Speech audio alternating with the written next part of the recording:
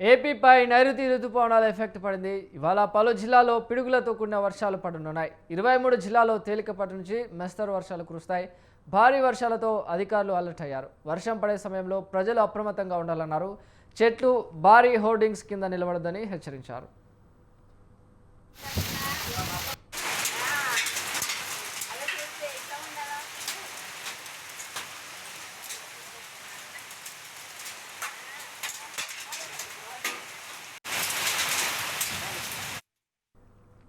ఏపీపై నైరుతి రుతుపవనాల ఎఫెక్ట్ పడింది. ఇవాళ పలు జిల్లాల్లో పిడుగులతో కూడిన వర్షాలు పడనున్నాయి. 23 జిల్లాల్లో తేలికపాటి నుంచి మస్తరు వర్షాలు కురుస్తాయి.